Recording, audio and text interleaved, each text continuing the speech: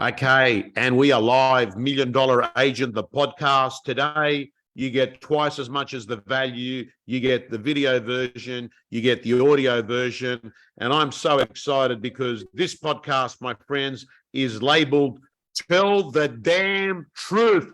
The Damn Truth, inspired by ARIC 2021, when John McGrath, which he doesn't often do it, doesn't often speak on the ARIC program, but he did that year. And I remember, John, you're wearing your blue navy jacket, and I was there side of stage, and I heard your voice go up a pitch, and you just said, "Don't complicate it, just tell the damn truth." And that's what I want to talk about today, John. I think someone picked it up on social media and it sort of ended up becoming a meme of some description. Is that right, Troy? A meme? I don't know. Yeah, it was. Tell the damn truth. It's a generation after. Absolutely. Look, I think it's an incredibly important topic, and it's bizarre that in 2023, three of us need to be talking to the industry or questioning the industry about why the hell we don't tell the truth more often. But we're going to get there. Two things I wanted to raise briefly, and I know we've spoken about one of them a few times, but just on social media, guys, Instagram, Facebook, TikTok nowadays is becoming, and by the way, Tommy, I love your TikToks. If anyone that's listening to this not on Tom's TikTok, jump on. I love it. It's a great platform and your content is awesome. But Troy, what is with the damn Rolex watches, no socks, Greek holidays, exotic cars?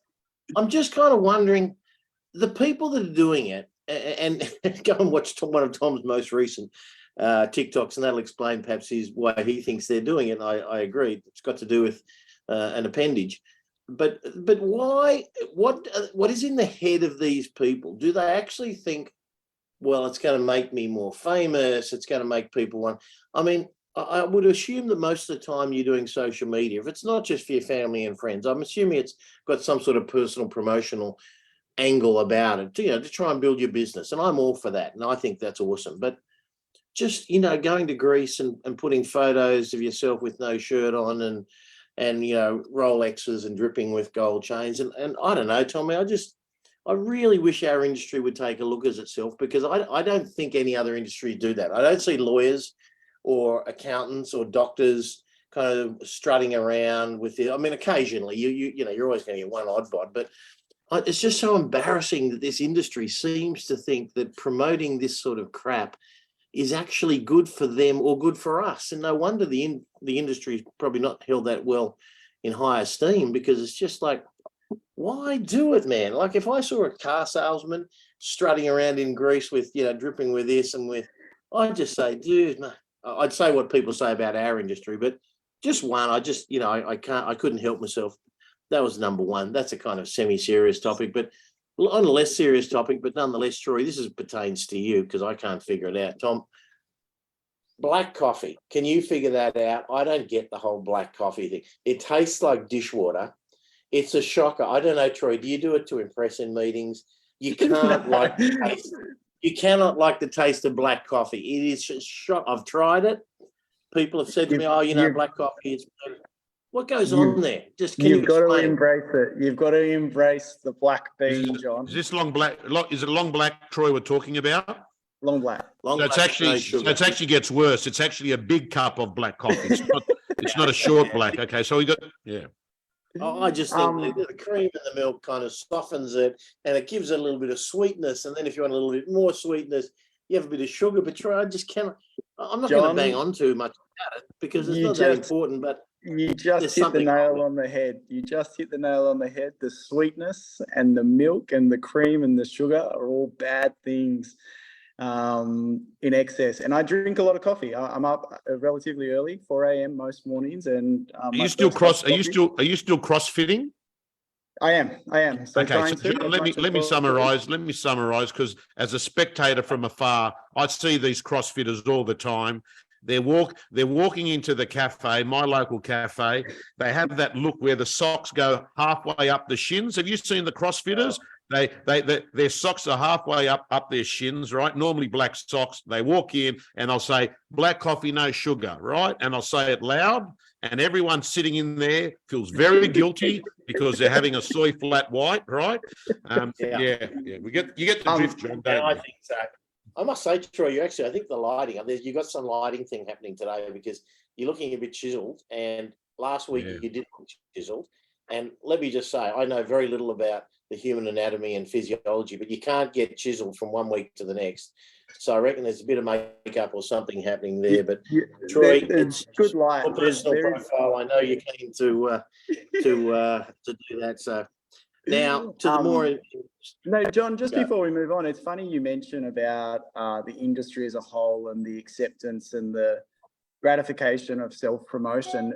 There was a great meme going around a few weeks ago, and I don't know whether I sent it to you or not, but it had Bill Gates and it had him in his pair of jeans and his black t-shirt, and it was kind of the mix of a very famous rapper, or not so famous rapper, a rapper on the up in the US, and was exactly like you said, had Rolexes and dripping in gold and diamond teeth and tattoos all over. And it was one of these individuals is one of the most successful human beings we've ever seen on planet Earth.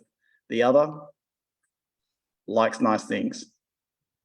And it was really interesting. It was really interesting the way that they portrayed that and the success around someone. And I don't know what that is, because I look at some of the most successful agents in our industry that have been around for a very, very long time, and they are very humble. They're very understated.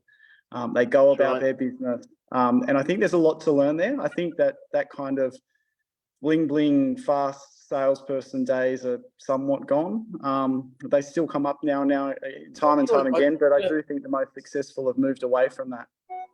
I don't think they're somewhat gone. I'm not sure they were ever here. I think the industry for 5 minutes sort of allowed people to do it because there was this little group that thought, oh, how cool is he or she, driving around with a Ferrari and stepping out with a, Louis Vuitton this and a Chanel that and a no socks on the boat shoes and stuff.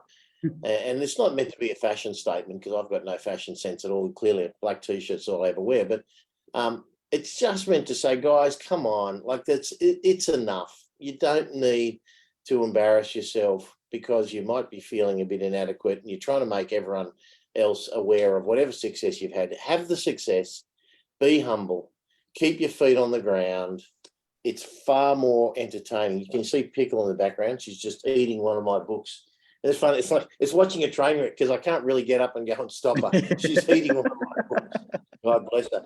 Let's go on to the serious topic. So, John, I'll leave it on this point. When 4 years ago, this is my youngest daughter, Christina, who at the time would have been 13, 14, right? 14. At Broadway Shopping Centre, I get chatting with the real estate agent just there in the shopping centre. She's next to me. And as we're walking away, she said, Daddy. So this guy was, it fits that, look, short chinos, no sock look, this and that. She goes, Daddy, why do lots of the real estate agents think that they're as cool as Brad Pitt? Right? This is from a 14-year-old girl. She's picked up the perception, right, that they're thinking that they're in Hollywood star level, right? And John and Troy, as you say it, I think we've got to accept it. The real estate industry is not regardless for various reasons, right?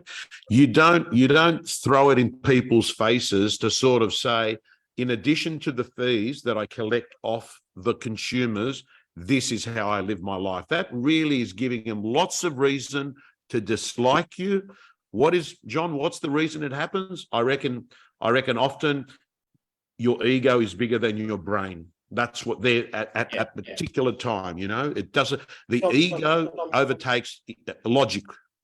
Yeah, I think ego generally, and I'm not a psychotherapist, but I've heard people like Jordan Peterson and other people that are well-educated, Dr. Fred, talk about it. And ego is really about fear and inadequacy and this need to try and impress others. And I just think it's infiltrated our industry. It's a time for us to get rid of it. Let's be quietly successful in our community and contribute rather than shine a light on ourselves. Let's get down to the topic at hand, Tommy, and I'm glad you raised this because you're right. I did talk about it at AREC and it was picked up, and I don't know if it's got any better, but tell the damn truth. What was I talking about there? I just said, guys, how do you stand out? Tell the damn truth. Seems weird, doesn't it? How do you get ahead in life? How do you get ahead in real estate? Well, start telling the truth. And if I was on the outside of the industry, I'd say, how does that get you ahead? Because everyone surely tells the truth. In 2023, surely everyone tells the truth. The answer is no, they don't. People still go to houses, and I'm going to unpack in a minute and get you guys to sort of give your versions of it. But people go to houses, and I do get the dynamic. You walk in, you love the house, you're an agent, you kind of see all the good stuff, but you kind of pretend not to see the bad stuff because all you want to do is tell the vendor how wonderful their home is, so you don't get marked down. And then they kind of tell you a number. They're saying, well, you know, we'd like to get 1.5. And if you've done your right research, maybe the research says it's worth 1.2 to 1.3. And then the fear kicks in and people think, oh, well, if I tell them 1.2 to 1.3, I'm going to lose the business. So what's a little white lie between friends? I'll just tell them that, and then we'll get offers at 1.2 later on. And, you know, it's a well-worn path, which is sad in real estate because, and I'm not saying, by the way, everyone does it. We know everyone doesn't do it. We know a lot of people do it. In fact, I'd be so bold to say that I think the majority probably have some form of this type of strategy. And it's not just necessarily strategy, it's a response. It's a response. So I think, why does it happen? And then how do we stop it? And then, you know, let's just have a bit of groupthink about it. It happens because agents are either complacent. Sometimes they don't do enough research to know whether it's worth 1.2 or 1.5. So they kind of just agree. That can happen. It's irresponsible. You know, you should do enough research so you can have a quality in-depth conversation with the owner of the property. More likely is they know that the owner's expectation is too high. They haven't learned how to deal with that reality. So they kind of panic or they fear, and they just kind of go along with it and figure they'll sort it out down the track, and they'll think that everyone else is telling the same lie. So they start making these justifications. And those that do tell the truth but haven't learned how to deliver that conversation start losing business because, oh, well, I lost the business because I told the truth. No, you lost the business probably because you may well have told the truth. Big tick, well done. But you also can't take someone's optimism and hope out of it. And I've heard people try and do the right thing, Troy, and they say, you know, Troy, to be quite honest with you, I'm a no bullshit guy. This property is not worth more than 1.2. And if you're looking for 1.5, I'm the wrong agent.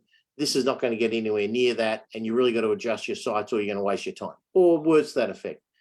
Now, equally, that's unlikely to get a great response from an owner because the owner is going to say, oh, she doesn't like the property, you know, you're being offensive to me. Versus having a better conversation and saying, Troy, before we could get into it, let's just work out. The job today is to choose an agent you feel confident in and you like and trust, you think can get the job done. And for us, if it's me or whoever it is, to have a valuable conversation about what other properties similar to yours have been selling, so we can try and understand as we set off on the journey together what sort of range the buyers are likely to see the property fall within. Now, then it's my job, Troy, if I'm representing you, to get competition and to get people emotionally connected, and hopefully those two activities will get us a premium. And it's really great to know what you're after. You know, I think around the 1.5 would be a really great. We know there hasn't been a property in the suburbs sell above 1.380. So that would be a great result. So I'm all about great results, but let's work out what similar homes have been selling for. And that is almost the conversation verbatim I have every time I go to listings, and I still go to them regularly, you know, certainly several a week, 4 or 5 a week. And I have that conversation, and I don't find anyone is offended. I think people are far more educated about the real value of their property than one thinks. CoreLogic, Domain, REA, they all have so much data. People are arriving at the point of listing pretty well educated, far better than ever in history before. So I think, Tom, you know, and over to you here, because you do some great coaching in your gym around this stuff, but I just think you have to come back to the truth as a base value and then work out how can I deliver a quality conversation around this, if not telling the truth that the main thing is around value, which I think it is, without there you goes another book, without offending them, but still winning the business. So anyway, over to you, Tommy. What thoughts have you got about the subject? So what does that look like in execution in the living room? You get an owner that turns around and says, we want 2 million. Do you think we'll get 2 million? A poor skilled agent will say, yeah, I think we'll get 2 million. I think we can get that. right? So are they lying? I think you are lying in that instance. I think what you should be doing is not saying that you can get 2 million if you know that it's not worth 2 million. But then how do you handle that? How do you handle that where you take into account what John is saying, and that is you've got to give people hope, but at the same time not lie. And I think the best way to go about it is something along the lines of, hey, I want to let you know, if we got 2 million, that would be a great number, and I would love to be aligned at that number.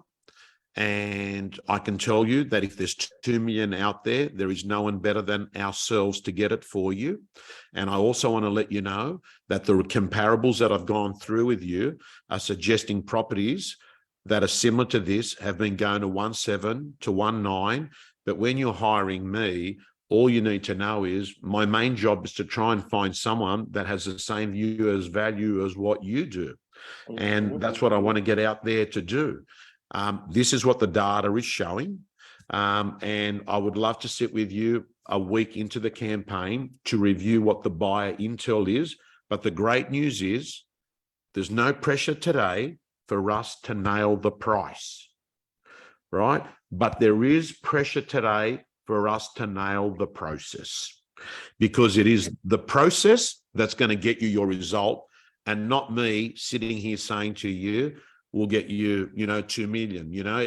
It would be really easy for me, Mr. and Mrs. Vendor, to say to you, we'll get you 2 million. And not only that, I'm also guaranteeing you beautiful sunshine on every open for inspection for you. And I can pretty much tell you, I'm also going to guarantee you we're not going to get any negative articles throughout your campaign. So if you list with me, I've got control of all of that. I think people understand that. And John, the truth is, before we got onto this call, I was having a quick conversation with an agent who is not seller servicing.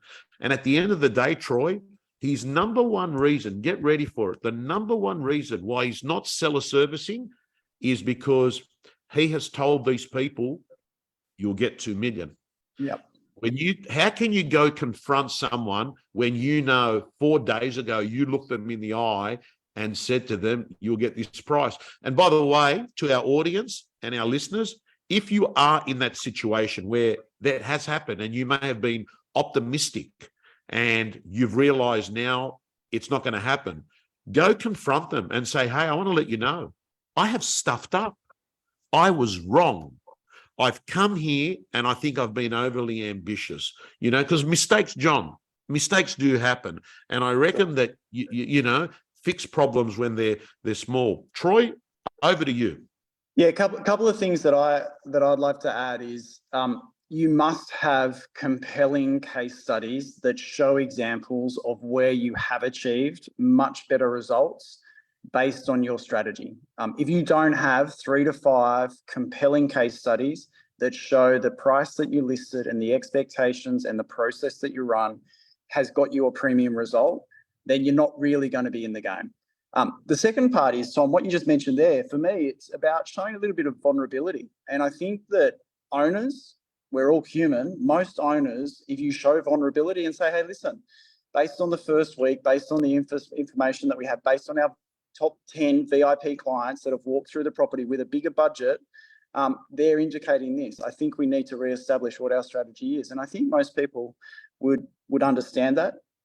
Yes, they may be a little bit disappointed, but I think if you leave it and the longer you leave it, the worse it gets. And so we're coaching a lot of agents right now is to really have that information at hand, know their competition extremely well, know how the business is operating, know the recent sales that have happened in the area to the last day, and making sure they're top of their game is really paying dividends. And they are going through that process and using those case studies, every single listing presentation, to show what's possible. Now, it's not a guarantee, but you need to have evidence. And if you don't have the evidence, then you're the person that's walking in and guaranteeing 2 million and sunny days every open for inspection and 15 buyers lining up with contracts on auction day. It's just not going to happen. And Troy, the words that, one chooses, and I often say is, Troy, internally, words change lives and words change situations. So you have to be careful with the words you choose, because people remember. I remember you told me that no problem getting or guaranteed or whatever. So first thing is, once you've been in the industry a while, you've had a lot of, wins and losses and experience, you realise that you actually don't know the price, and neither do they. So in a sense, if we bang on too much about the price at the listing presentation, it's kind of fruitless because we don't know what it's worth. We know what other similar things have been selling. We can debate whether theirs is better or worse or the same. But at the end of the day, that's all we can go on is the immediate history of properties that resemble theirs. Then, as Tommy said before, and Jodie Headley-Ward says it beautifully from our office up in Caloundra, she said, I can't guarantee your price, Tom, but I can guarantee your process will get you the best price. And it's just simple language, and it's true, and people respond to it, which is why she's a superstar agent. So I think of that, and as we just so I guess we've summarised the problem, and we've hopefully given our listeners our audience some ideas on how to combat it. I want you to say, the question I've got for the industry and for our listeners and the gym members, Tommy, is telling the truth one of your core values? If it is, this is non-negotiable. If you say, the truth, sometimes if it suits me, I'll tell it. But no, if you're committed to it, which I hope everyone on this call is. 2 is sometimes there's peer pressure. Sometimes you're a young agent in an office, and then the gorilla in the office that's been there for years, and here, son, just listen to what I say here. You just tell them what they want to hear up front. That happens. Sometimes bosses tell you how to do it. You have to make a stand. Is that the way you want to do it? And by not taking a stand, by saying, oh, my boss wants me to do it that way, well, to me, sorry, that's not good enough. You're a human being. You have your choices in life. If your boss is telling you to lie for a living and to tell people what they want to hear just to get the paperwork signed and then go back and start inventing low offers to try and bring the expectations down, you have a choice to agree or not. If you're a good agent, don't want to do it, ring me up and we'll hire you tomorrow. So, don't worry about it. If you're good at what you do and you're being pressured, just be honest with them and say, hey, that doesn't suit me. I don't lie for a living. I want to tell the truth. I'm developing my dialogue. I'll tell you what I say. And then if they say, well, that's not good enough, if you're going to work here, you got to do it our way, I just walk out. That's what I mean. Sometimes in life, Troy, you got to take a stand. Yep. And I personally would just walk out because there is no amount of money in the world and there's no position to me that should have you, change your values around this sort of stuff. So really, there isn't an excuse. Don't say my boss tells me I was taught at, training 101 in real estate or anything like that, because there are ways around it. Don't tell me if you tell the truth, you lose a listing, because that's not true either. You just need to handle it without promising, obviously, but just without taking away. And we use the words, Tom and I think use similar words, Troy. Yeah, Troy, it's great to know your goal. And by the way, that would be an extraordinary result for the neighbourhood. And I'm up for trying to get the best possible result. My job is to get the best result for you. So great to know your target. It's also important that we know what other similar properties have been selling for. Let's have that conversation. And then let's spend the rest of the time working on what can we do, presenting the home, marketing it, launching it, social media, digital strategy, all of those things. What can we do as a team to actually make sure we get the best possible price? And I think it's simple. We complicate it as an industry unnecessarily. So guys, just tell the damn truth. Keep it simple. Develop the dialogue. So as you tell the truth, you don't bruise someone's ego or take away their optimism that, my God, this has been my beautiful home. My daughter had her 21st here and we got married here. And, of course they should be paying a premium. Of course they should. That's our job, to get your premium. But we don't know. John, and what you've said there, because if you think about the whole conversation we've had for the last 20 minutes has been about the truth at a listing presentation.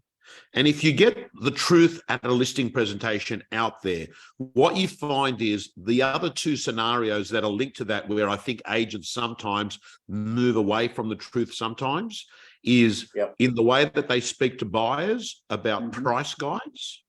And the second one is the way they speak to their vendors ongoing with the feedback. Because often you find that agents won't tell vendors bad news because they have this fear that they've got to be liked all the time. And as for the buyers, I mean, there are still people out there that have got this theory out there, quote them low, watch them go. Like this is stuff that they used to sit and teach in training rooms decades ago. And you are right, John. There is a group of die-hard agents that will say to their young people, "Hey, listen, brother, I've been around for 20 years. Trust me, this is the way you do it. Otherwise, you won't get the business," right? Which is not true. That's not true at all. So they're the three parts, I think, in the jigsaw puzzle where you tell the truth, the damn truth at the listing presentation. You tell the truth to a buyer. Listen, I want to let you know. Our owner, of course, like all owners, was very ambitious, and they obviously were hoping for as much as they could get. The comparable sales that we gave them and told them was in the range of 1,700 to 1,850. Of course, they would like to get a lot more, but let me tell you, at the end of the day, we find that when we put properties through the process, market value is established, and if you're within that range, you should come in and have a look at it, right? That's basically mirroring what you basically said at the listing presentation, right? Beautifully said. No reason, Tom, to vary what you tell the buyer and the seller, but again, you couch it in terms. So of course, that was gold. That language. If you didn't write it down, guys, go rewind that last 60 seconds. That was gold. And because you're right, just as important, clearly, to tell everyone you deal with, landlords, tenants, buyers, sellers, everyone the truth. It's not just around sellers and valuation. It should just be a simple, non-negotiable, true north, one of your values. So anyway, hopefully that's of good value for this week. As people say, they get their money's worth, they get what they pay for when they watch the MDA podcast, Troisy. We got to roll on, guys. We got to roll on. I reckon we've been on most weeks, and we've been on most weeks. Most weeks. Hey, Troy, I want to show you something, Troisy. I want to show you, see whether you're proud of me. Okay, can you, Troy? Has my sound been better today, or is it exactly the same? It has. I was actually going to ring you after and say, Tom, what are you doing? You're making me look bad. There you go. You got a microphone. Troisy, I've got a blue Yeti. I've had it here for years, right? And Troisy, me and you, what we're going to do, we're going to go shopping at JB Hi-Fi. We're going to buy Johnny a USB. Oh, we got one. I got one for him. He's got one there. Johnny's a plugged in. Yeah, but not surprisingly, the one that he got me didn't sound anything like the quality of the one. That's not true. That's not true. John, this is really good. Jay, and this is really good. This one's great. And I put it on. It sounded like I was talking down a tin can. And but that's Troisy. We all have our skills. At 7 in the morning, I think, for a meeting. Tommy, good today. Good to see you guys. Another good session. Johnny, one more shout out, and I know I've told Nicola I would do it. I want to confirm to everyone, because people have started to book. AREC is the 28th and the 29th of May. And just for the record, if you think about it, we're about 12, 14 weeks away from AREC. Yep. So program is out very, very soon. I'm letting you know there are some big names to be announced, very big names. When I say big, very big names. The biggest name we've ever had this year, our leading. Biggest name. But in addition to that, I want to let people know we're also going to have the local talent that are smashing it at the moment, listing and selling in a changing market, and what they're actually doing. Many of these agents, I mean, we've got agents that are speaking at AREC that are doing 15 to 20 million GCI, right? We've got a combination of superstars from the USA. In addition to that, we've got the best real estate coach on the planet, speaking at AREC, and he's going to be there in person with us. In addition to that, we've and by the way, it's not none of us, it's someone from overseas, so don't get think we're talking about. We will all be there though as well. We'll be there. Well. And in addition to that, I'm looking forward to, we've got Harris, Alexander Phillips, Marcus Chiminello, Tostovan. That was a great idea of yours, Tommy, for their 25th anniversary. We've got the greatest of all time panel, and it is the greatest of all time. We wanted Matty Steinway up there, but Matty couldn't for this because, to me, he sits equally, if not above, anyone else in the last 25 years. But anyway, Matty will hopefully be there as well. Guaranteed all speakers will be wearing socks, Troy. That's a guarantee. Before they get on stage, we're going to check them. Tom and I, out the left wing, out the back, will be checking them wearing socks. Our official duties.